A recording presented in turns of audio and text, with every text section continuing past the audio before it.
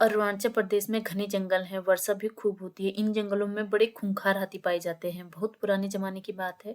एक बार खूब वर्षा हुई। जंगल में सांप, बिच्छू व दूसरे जहरीले जीव पैदा हो गए। कटीली झाड़ियों से जंगल पट गया, रास्ते बंद हो गए। ऐसी हालत में विशालकाय हाथियों को घूमने फिरने में कठिनाई होने लगी।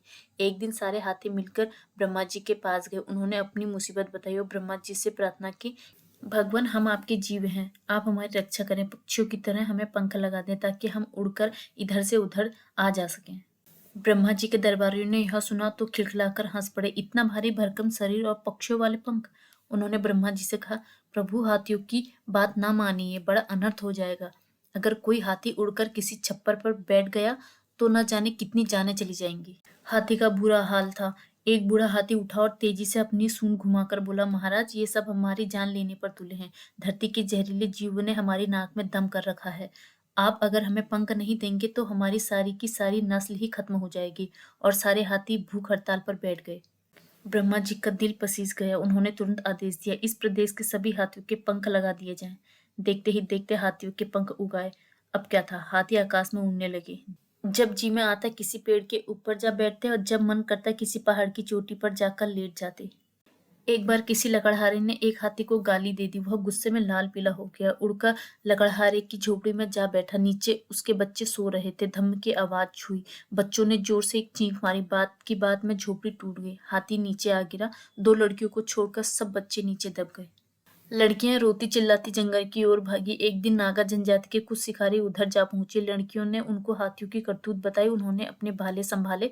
वे जैसे ही हाथियों पर भाले से वार करते, हाथी उड़कर पेड़ों पर जा बैठते, आकाश में उड़ जाते। बहुत देर तक लड़ाई होती रही। हाथी हार मानने वाले नहीं थे। उन्होंने नागाओं के गांव उड़ा दिए।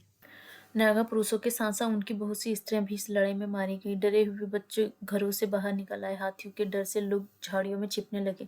कांटों से उनके शरीर लहूलुहान हो गए। दूर खड़ी दोनों लड़कियां यह सब देख रही थी। उनकी आंखों में क्रोध के अंगार फूट रहे थे। एक दूसरे से कहने लगी, इस तरह हम नष्ट हो जाएंगे, हाथियों का ही राज हो जाएगा, हमें इनसे बदला लेना चाहिए। देर तक वे दोनों सोचती रही। फिर उन्हें एक उपाय सूझा। उन्होंने झाड़ियों में छिपे बच्चों को बुलाया, उन्हें दिलासा दिया कि फिर गुलेर तैयार की। हर बच्चे के हाथ में एक एक गुलेर थी। बच्चों ने कुछ नुकीले पत्थर भी इकट्ठा कर लिए थे। उन लड़कियों से बच्चों ने कहा, हम लोग झाड़ियों के पीछे हाथियों पर वार करें। लड़की अपनी गुलेल ताने आगे चली। बच्चे पीछे पीछे। सामने से हाथी का झुंड आता दिखाई दिया। बच्चों ने अपनी अपनी गुलेल तान कर हाथियों पर सीधा वार किया। नुकीले पत्थर की चोट की। उड़ते हुए हाथी भी गुलेल की मार से बच ना सके। हाथी घायल होने लगे। बहुत से हाथियों के पंख भी टूट टूट कर गिर गए। ब्रह्मा जी को युद्ध की खबर पहुंची। वह स्वयं धरती पर आए, बच्चों के साहस को सराहा और हाथियों को डांटने लगे। दोनों लड़कियों ने ब्रह्मा जी से कहा, पितामह, हम सब आपकी संतान है, फिर यह अन्याय क्यों? कैसा अन्याय? ब्रह्मा जी ने अचक चाकर पूछा। आपने हाथी जैसे विशालकाय जानवर के पंख लगा के अन्याय ही तो किया है। वे उड़ उड़कर हमारे घरों पर बैठ जाते हैं। उनके भार से घर गिर जाते हैं। पंख तो छोटे पक्षियों को ही शोभा देते हैं। आपने देखा होगा पंख पाकर हाथियों ने क्या तूफान मचाया है। पहले हाथी जंगल में रहते थे, अब गांव में आकर तबाही मचाने लगे हैं। या तो आप हमारे भी पंख लगा दें या फिर हाथियों के पंख वापस ले लें। ब्रह्मा जी ने पीठ थपथपाकर लड़कियों के साहस की प्रशंसा की। उन्होंने तुरंत हाथियों के पंख गायब कर दिए। फिर कहा, हाथियों ने जो किया है उसका फल भी उन्हें भुगतना पड़ेगा। अब से हाथी जंगलों में रहेंगे। आबादी में रहना चाहेंगे तो उन्हें मनुष्य का सेवक बनकर रहना पड़ेगा। इतना कहकर ब्रह्मा जी अंतर्धान हो गए।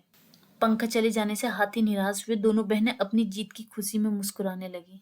अगर आपको ये स्टोरी थोड़ी सी भी पसंद आई हो तो please like, share and subscribe जरूर करें और नीचे कमेंट में ज़रूर बताएं कि आपको ये स्टोरी कैसी लगी। Thank you so much.